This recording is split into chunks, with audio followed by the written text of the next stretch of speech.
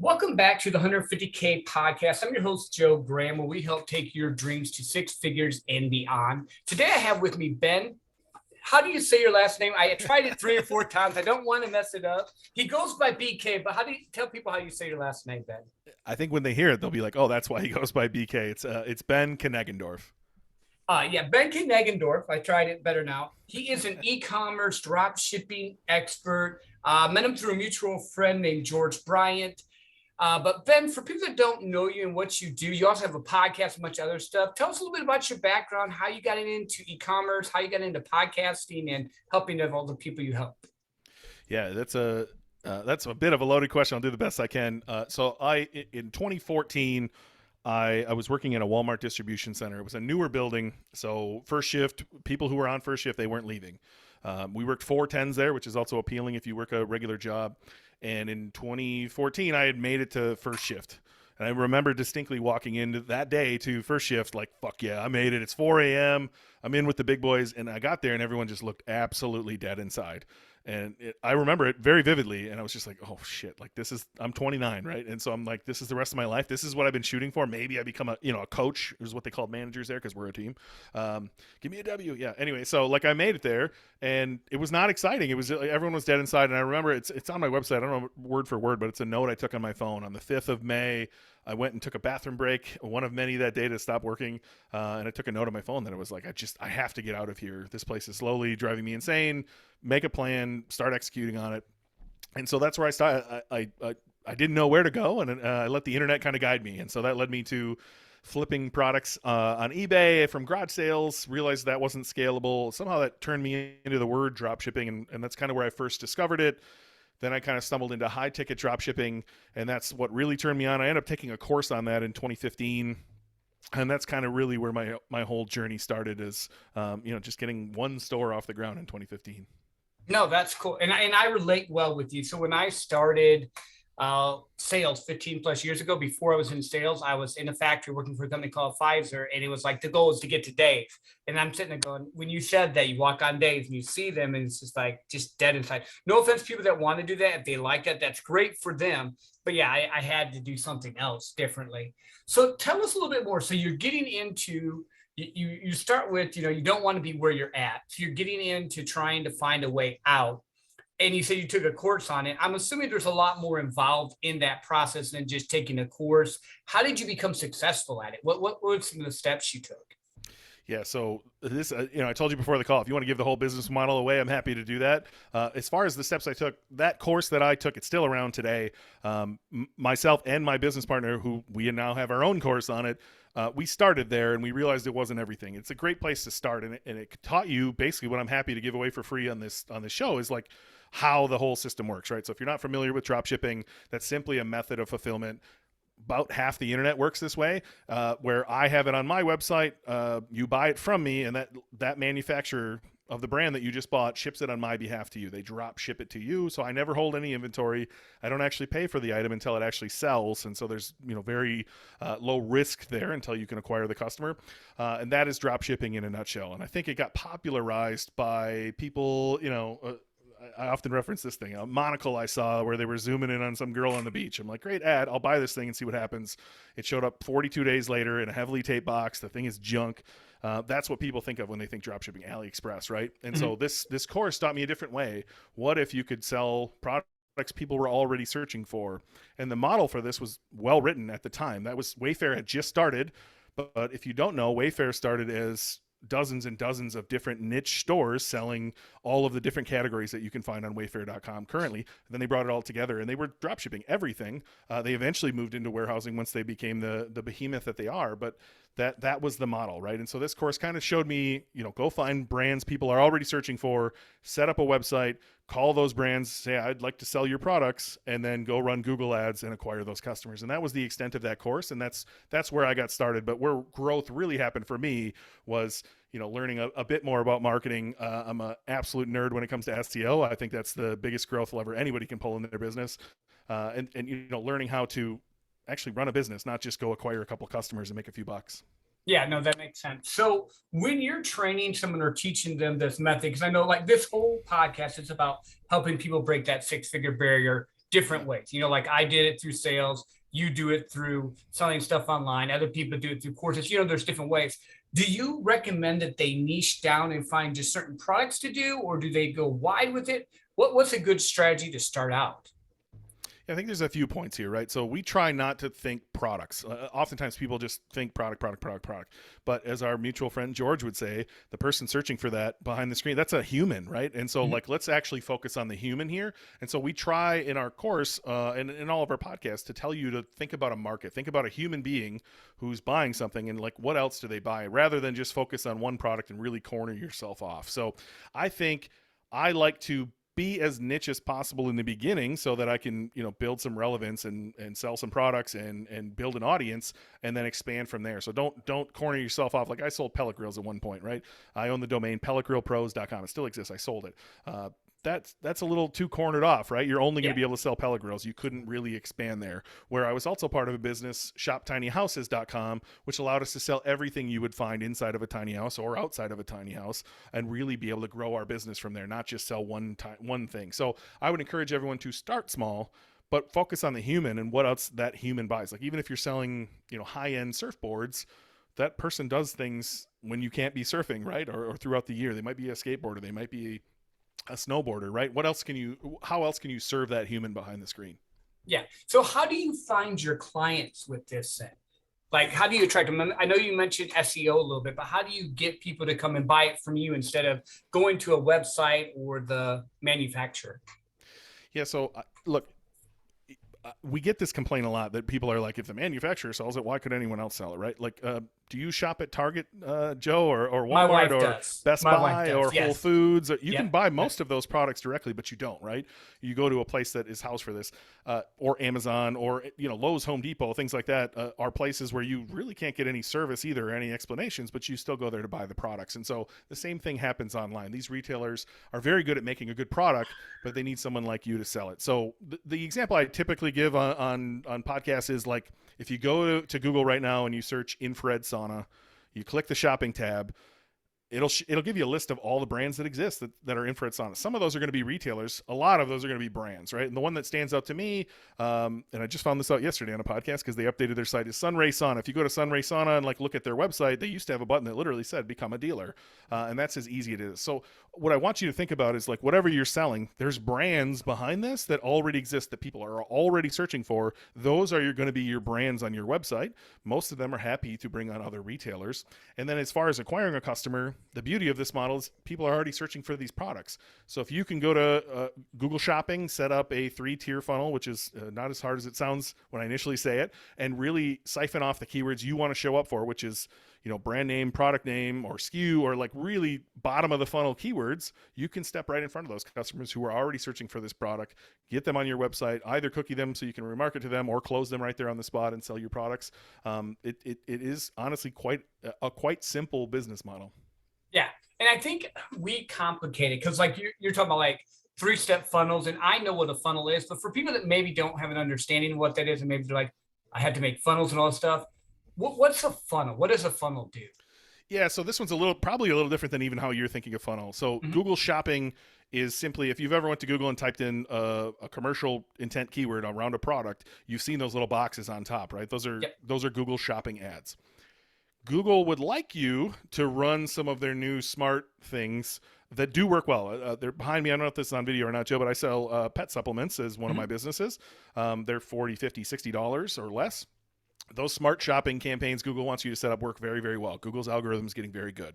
When it comes to higher ticket things, you're not going to convert on the term infrared sauna, right? No one's going to go to Google, search infrared sauna, and then be like, yep, I'm going to buy an $8,000 sauna right here on the spot, right? They might on some of these pet supplements or other trinkets, but they're not doing it on that. So what you need to do is set up a priority funnel, and that simply means you set up one campaign and set it as high priority, so all searches have to come into this high priority funnel, and then choose the keywords that you would like to go to a different step. So that'll be medium priority, and you use negative keywords to push them there. So let's just call it the Memphis 700 pellet grill or whatever, right? So in the high priority, all keywords would come in there. Pellet grills for sale, best pellet grills 2022.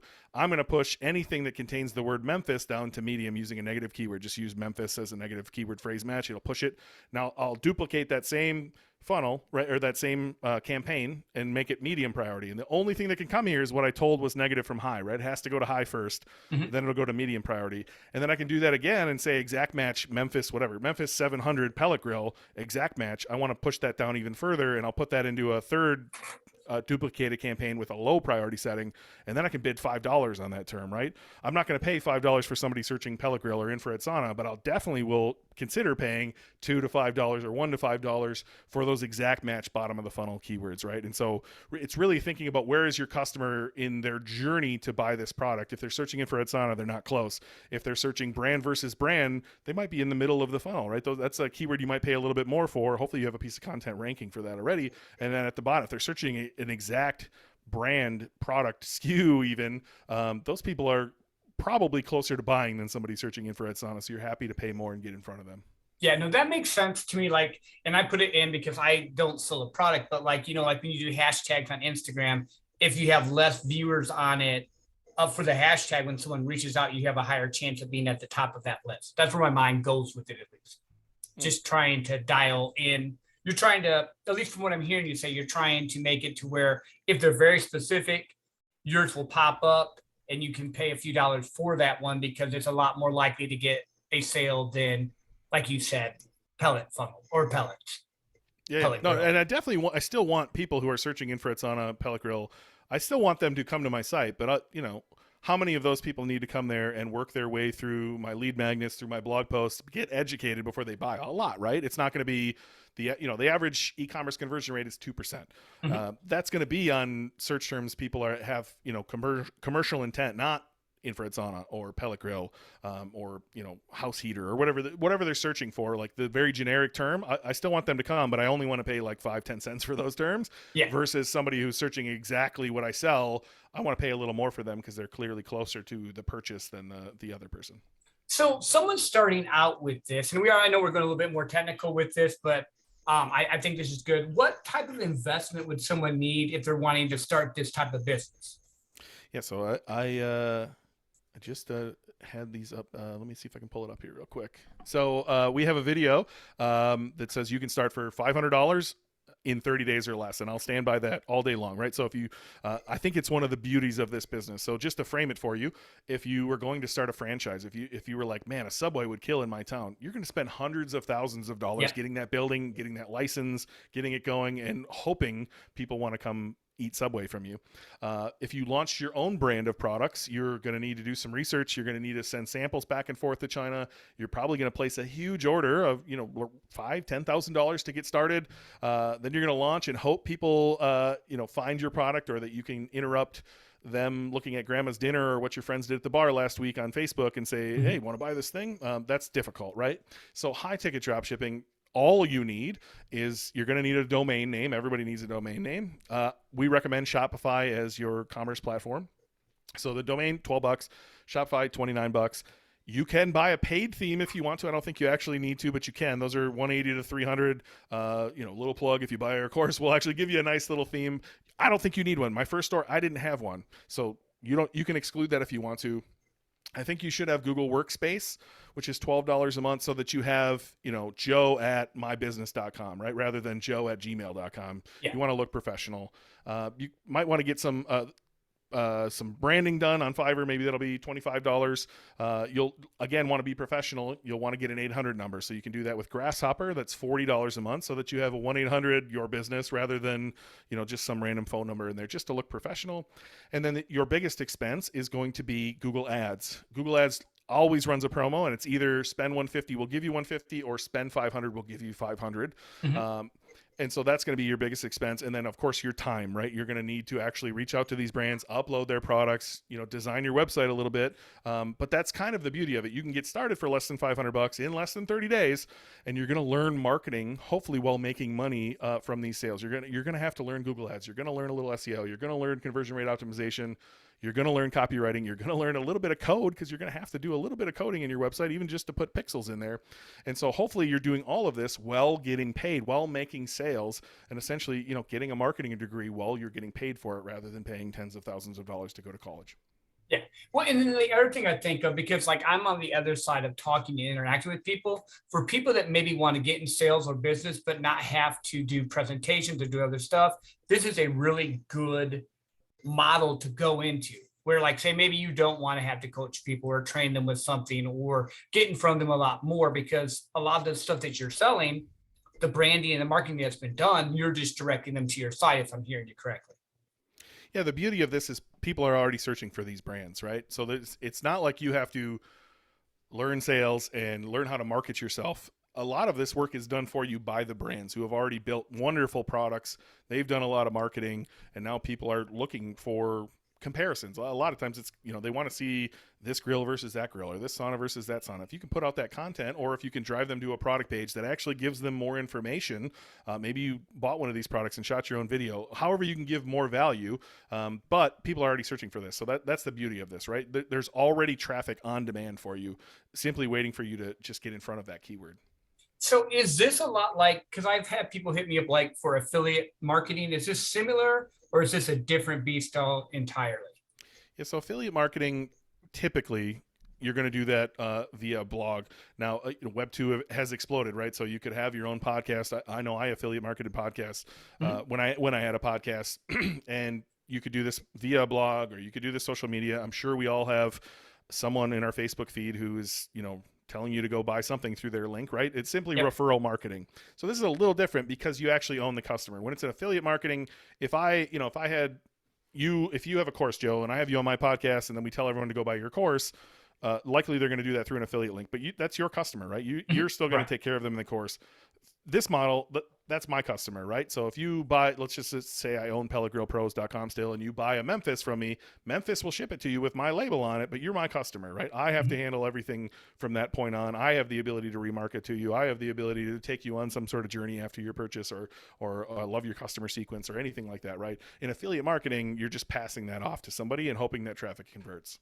Got you. So with it being yours, do you handle like the customer service issues, like say, hey, they get the product, they don't like it, the returns, that type of stuff? I always like to look at the whole picture of what people are getting into. Yeah, so there can be some downsides there, of course, as you are, kind of a middleman, I would say.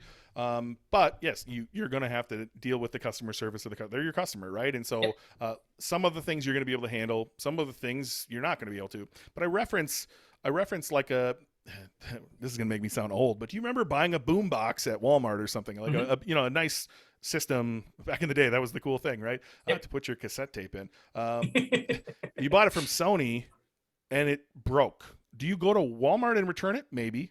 Do you go to Walmart and say, can you fix my damaged thing? No, you go to Sony for that, right? So the same sort of thing's going to happen here. If there's a defect in the item, I'm going to talk to Memphis, who's going to just send them a new part or a new piece for that, right?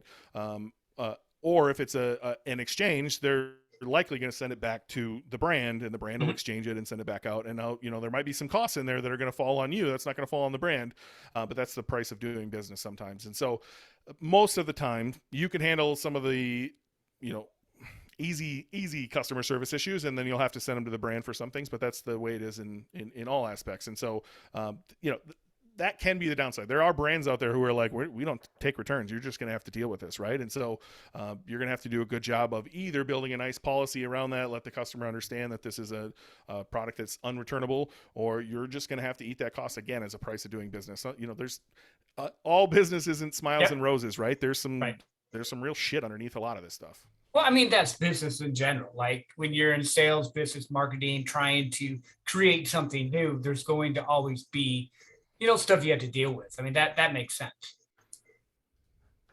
So what is it like? And I know everyone's different, but like say someone's just starting out, they invest the 500, they can start making money. What, like a ballpark, how much can people make off of this business? Just like from the experience that you've run in with people that you've helped. I mean, are we talking hundreds of thousands? Are we talking 60,000? Are we talking, an extra 10 because of, and I know a lot of it's work and time, but. Yeah, I'll give you a few examples just to give you an idea. So in 2015, when I started, I took the course, I built a website. I was honestly too scared to call suppliers. Someone in the forums I was part of said they were too ill to run their business. They had 4 suppliers on board. and he would sell me his business for 400, and that was my escape to not call suppliers. I buy it for 400. The main supplier dropped me immediately. So I end up having to call them anyway. It took a month or so for me to gather up the gumption to kiss the girl here. But I called. I got 20 out of 20. Long story short, I ran that business for about 8 months before I sold it. The first month I didn't, maybe made $200. Maybe the next month I made $300. Right? It was a slow slog. But over the course of the 8 months, I was averaging $1,500 to $2,000 profit on the business, and that's when the owner of Empire Flippers met me at a conference, and he was like, "That you could sell this right now for $40K is what he estimated." And I was like, "That's my year's salary at a Walmart distribution center in 2015." That really excited me, right? And so I did end up selling that business for $40K, and that at that time that was life changing for me. I didn't know you could do this stuff. I had no idea. My dad worked as a factory worker, and my mom was a CNA. At that time, I was working at a factory, and my wife was a CNA. I was living what I had learned, right? And so 40K was a lot of money to me.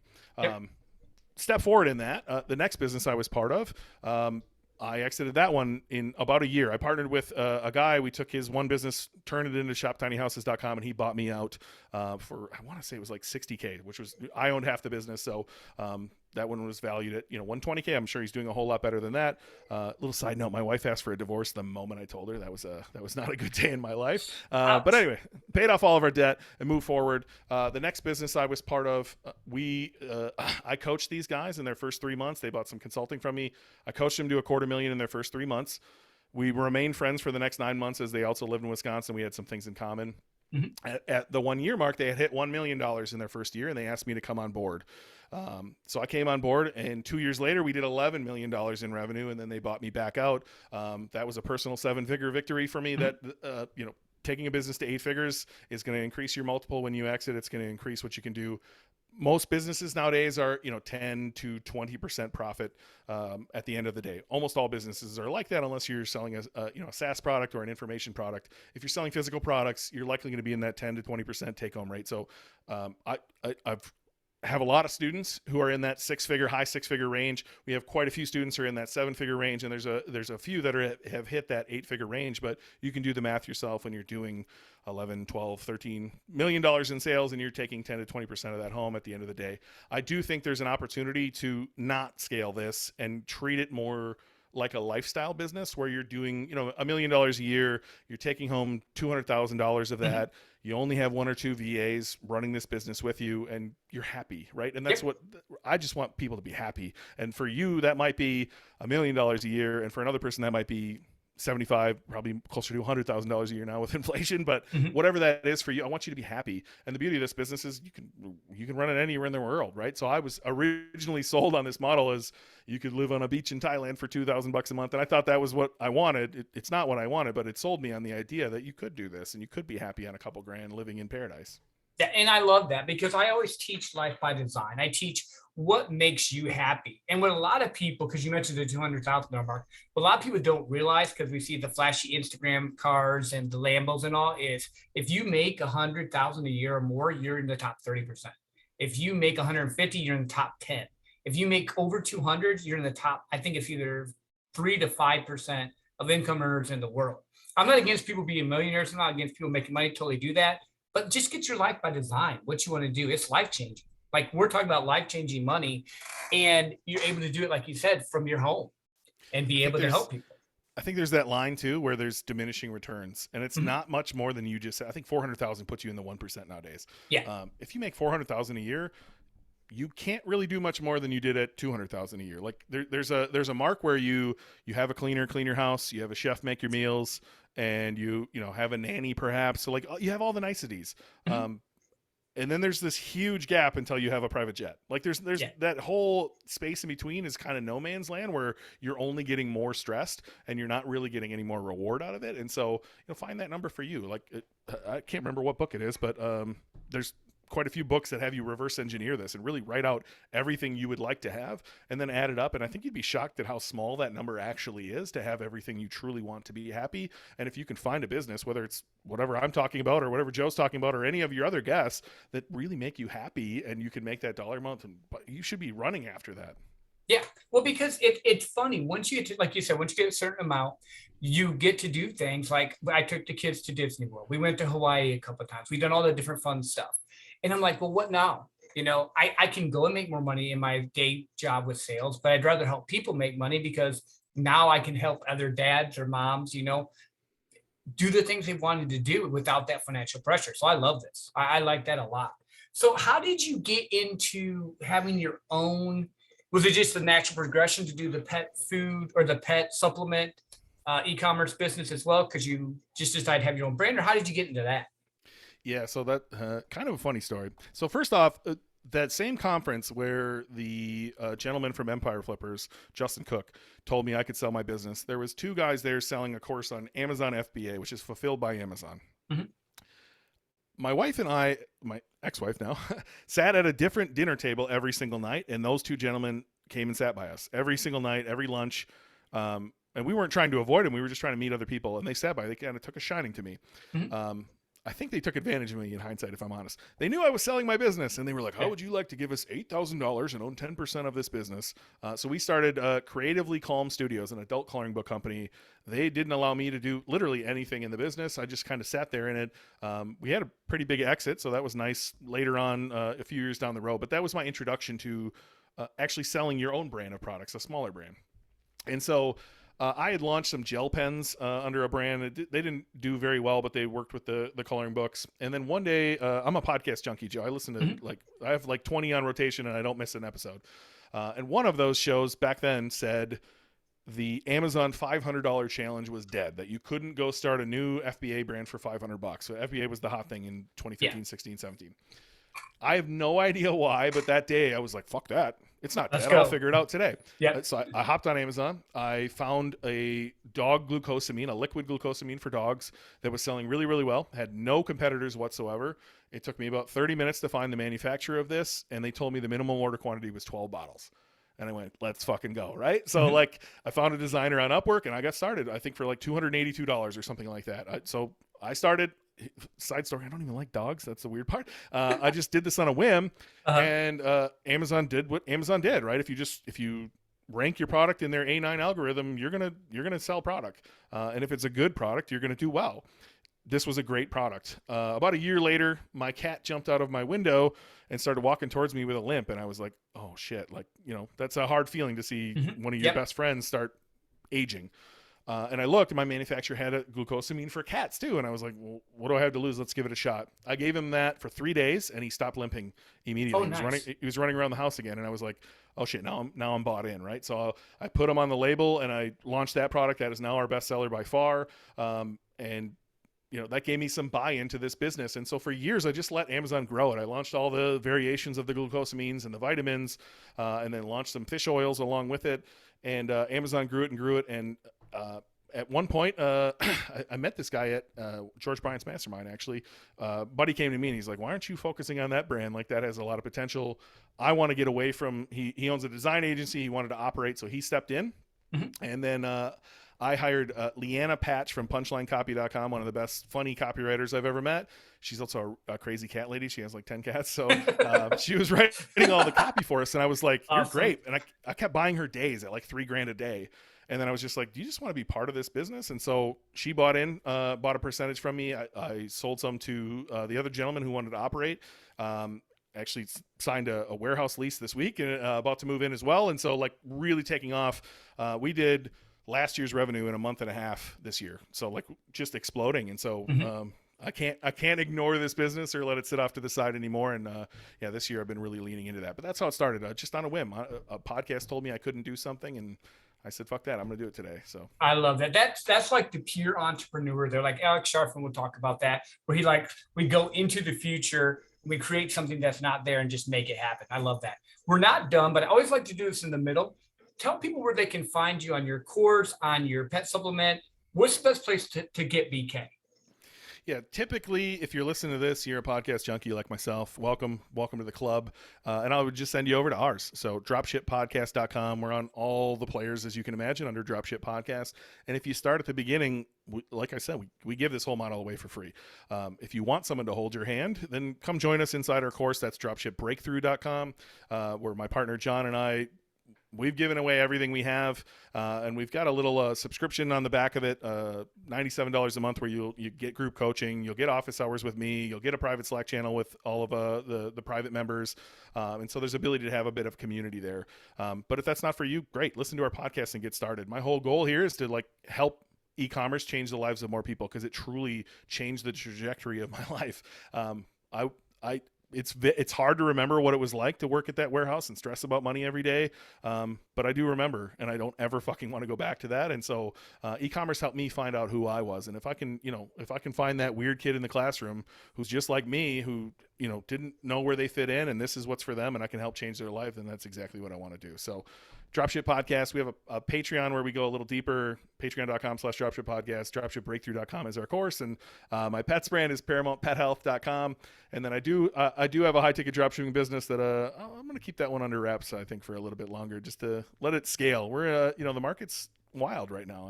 I want to build during that market and explode when we come back out of this. Yeah, no, I love that. So let's talk podcasting a little bit, because I think I saw it on your page. How many downloads has your podcast gotten now? Yeah, I'll refresh it right now. I'm on the screen here. So we started 8 months ago, and we crossed 32,000 today. 32,000. That's amazing. That is crazy good. Now, is your podcast more just like specifically on drop shipping, or what's like you just have niched down into just how to do drop shipping? Yeah, so I told you early in the show that like SEO makes my nerdy little heart go wild, right? So like that's what helped me explode in these e-commerce businesses, is actually like doing SEO well. But you can kind of do that same sort of thing with podcasts or with YouTube videos, or both, and mix them together, right? And so if you can just hit the right keywords and get in front of an audience who are searching for those keywords, kind of the same thing you're doing in this dropshipping business, you're going to win. And so John and I came together and we were like, what have you done? He actually brought me into he's been trying to get me to do this course with him for a couple of years. During COVID, we hung out every Friday on Zoom. He's in Australia, so we would hang out Friday afternoons. We'd shoot the shit, and he finally convinced me to do it. So when I came in, I was like, here's how I would like to scale this, right? We can run ads all day long, and that's fine. Or we can go out and hit every single keyword that exists in here. And really, it's just going to tell the customer journey. If you can go find those keywords, place them in the order of the customer journey and lay it out. So that's exactly what we did with this podcast. We started it's all on high ticket dropshipping, but if you look at it, the episodes are, what is dropshipping? What is high ticket dropshipping? High ticket versus low ticket dropshipping? How much does it cost to start dropshipping? Is dropshipping too competitive, right? And we went through the keywords, and then we set up the Patreon on the back end to go deeper, to go, these are 20-minute podcasts. We do hour-longs with some of our students who have had success. And then the Patreon, it's really a little more raw. John and I can talk about more of our experiences that, it's a gated community. We know who's in there listening. And so we can be careful with the words we're saying, a little less careful with the words we're saying, knowing who's going to listen to this. No, that makes sense. But I do definitely commend you, because getting people to listen and growing your podcast, it's not always as easy as people think it might be. Yeah, for sure. So I know this as well, because we were talking a little bit before. You're a baseball fan. So huge. My thoughts were, I was going to ask you what your favorite team was, but you have the Twins shirt on, so I know that. What is your favorite baseball memorabilia that you have then? I'm going to be honest and say I'm not much of a memorabilia guy, but have you ever heard of the book Giftology? Vaguely. I've not read it though. I've heard of it. Basically, it's saying like you build real relationships all the time, and to solidify those, imagine if you, like, me, I'm a huge Twins fan. If you listen to this whole thing, so basically this is exactly what happened. My friend Justin Christensen, I believe, he never did fess up to doing this. I met him at George Bryant's Mastermind. I took him out to dinner that night, and then we hired him for our company. And then out of nowhere, this signed photo of Kirby Puckett shows up at my door. Nice. And again, he wouldn't admit to it, but I'm pretty sure this might be my nicest piece. Or I've always been into baseball cards, and they've changed a lot over the years. And so I've got some decently high-end cards as well. And I don't know if I have anything that really stands out. Like I've got a few, I've got a fat head on the wall over here, or somewhere back behind me here is the picture of the stadium and some bobbleheads, but I don't know if I have a whole lot of amazing memorabilia. Yeah. It's funny. When I lived in Michigan, so I'm originally from Michigan, and we moved down to Texas. So I wasn't a baseball fan up in Michigan. My grandma loved the Tigers. I'd watch it if I was at her house because they made me. But my son was 8, and we took him to the Rangers baseball game, the ballpark, and he fell in love with it. And now we watch baseball pretty much every night. It's kind of funny how those little shifts and those memories will affect you with it. What was did you like go to the park when you were younger, or what got you to love baseball? Yeah, so I live roughly 15 minutes from the border, right by Minneapolis and St. Paul, but I'm in Wisconsin. Mhm. And it's like the cities, the suburbs, a river, one city, and then you're immediately into lifted trucks and Trump land. Yeah, it's Wisconsin, Barry, Wisconsin, just over the border. That's where I live. And so my dad grew up right here as well. And when he was a kid, you couldn't get the Brewers on the radio, which would be the Wisconsin team. Like if you live in Wisconsin, even though I'm 10 minutes from the border, you better be a Packer fan. That's the way it is in this Mhm. state, right? Yeah. Baseball's the same way, but except my dad couldn't get the Brewers on the radio. And so all he could listen to was the Twins. And it's a very short drive over there. So he would, as he got older and could afford it, he was able to go to some games at where the Mall of America is now. The stadium was underneath there. And he would bring us occasionally to games. Like he worked at a factory, and the truck drivers would come in occasionally and give him tickets. I have no idea why. And we would go to Timberwolves games maybe once a year. We would go to the Metrodome, which is an experience in itself, Yep. once a year. And so I I sucked at every sport. My brother is this like freak athlete. He still holds a bunch of records in the school, and I was fucking terrible. So as you can imagine, my dad, who's a sports junkie, and my brother, who's really good at sports, bonded, and I was kind of the misfit who was like looking for any reason to connect with my dad. And so baseball was that connection for me to have with my dad. I really loved the sport. I was fairly good at it, but I was kind of an idiot as a kid, so I never like actually leaned into it too much. And so, but that's where it started. It was going to the Metrodome with my dad, having something that I actually cared about to talk about, and from there, I'm not really sure. It just kind of blossomed, and then COVID came along. I used to be into football and college football and Mhm. fantasy football. And I don't know what happened during COVID, but I could care less about any other sport at this point, and I love geeking out about baseball, and I'm a huge Minnesota Twins junkie. Yeah, no, that's cool. I think it changes because like I said, when I lived up in Michigan, I was a big football fan. I still am kind of a big football fan, but now like when I say we watch baseball, like after this podcast, baseball will be on. It's funny. My youngest is like, "Are you watching it again?" Like she likes to go to the game, but it's just funny the connections that happen with that. Yeah, it's kind of a thing in our house as well. The children, we, 2 7-year-old stepkids, and they're just constantly asking questions, and they're like, "Do you watch every game?" And I'm like, "Yeah, kind of, yeah." Like, and they're like, "What? Like, don't you do anything else?" And I'm like, "Well, I don't know. I work a lot, and then I enjoy watching baseball. It's my time to relax." And I don't know. It's so great. There's so many ties. Like, so I pulled up this thing. I'm about to make a YouTube video on this. There's so many ties to entrepreneurship here for me in baseball, and I'll just give you a few examples that I typed out for this video. It's honestly the hardest sport. Hitting a 100-mile-an-hour baseball from 60 feet away is the hardest thing there is in sports, no question. Yeah. And it might be the hardest journey as well, because you're drafted out of high school, or maybe you played a little college. You're in the minor leagues for 4 to 6 years, living, 5 people to an apartment, sleeping on a mattress, making literally $0. Yeah. Somehow they coerce Congress to pass a bill that they don't even have to pay a minimum wage. That's bananas to me. America. And then, so like, it's the hardest journey ever. And it, like, the minor leagues to the major league journey is just crazy. Maybe you make it to the major leagues where you make the league minimum of $500,000 a year, which sounds like a lot, but you just spent 6 years of your life making peanuts to get here and make 500,000. The average lifespan of a major leaguer is less than 3 years. And so in your first 3 years, you make the minimum wage. And that's when you finally hit arbitration, where you might make $1 million the next year, maybe 1.2 the next year, or 2 or 3. If you're a good player, you might make 10 in your final year of arbitration. And that's when you finally get a paycheck that no one's going to pay you, because now you're 31 years old and they don't want you on your team, right? So unless you're an absolute phenom, you never make money in this sport, or real money in this sport. And so I like how hard that is. I like how hard entrepreneurship is. And I would imagine one thing I love about entrepreneurship is your bullshit boils up, and your limiting beliefs show up all throughout your journey. And if you don't conquer them, you're going to be stuck right where you are. And I would imagine it boils up quite a bit when you're making $400 a month, living on a mattress with 5 other dudes, and eating ramen every night. I would imagine that boils up too. So some of the other things I love are, like, you lose more than you win. Like, the absolute best players in baseball hit 1 out of 3 baseballs for a hit. That's wild to me. The absolute best players, 1 out of 3. That's very much like entrepreneurship, right? You're going to lose a lot before you win. 162 games a year is a grind, just like your journey is going to be a constant grind. There's no finish line in this game. It's a long game. And so, like, when I wrote this a few weeks back. Carlos Correa was having the worst month he's ever had in his entire career, and we signed him for $35 million.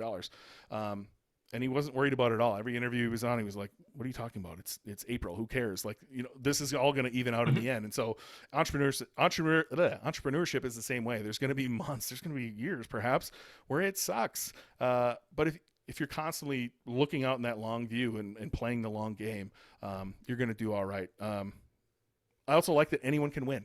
In basketball, if you go to the basketball or football playoffs and you have the 1 seed versus the 8 seed, who's going to win? The one seed's going to win every single time. In baseball, that's not the case. In fact, the worst team in all of the playoffs last year, the Atlanta Braves, won the whole thing. I like that anyone can win, and I think entrepreneurship's the same way. Literally anyone can win if they're willing to do the work, and then trust the process. Just good things happen if you just keep showing up and executing. Things are going to go your way, and so like all those ties to me. That is why these are my two greatest joys in life outside of my son, is baseball and entrepreneurship. No, I love that. I love that 100%. And the other thing I thought about was the connection they have with the other players. So entrepreneurs need that connection as well. Like you mentioned, you were in George's mastermind. I'm sure there's other people that you partnered with that have helped you through the process, the journey, and all of that. But yeah, that's an awesome analogy. I love that. Yeah, community's huge. Like, this is no doubt.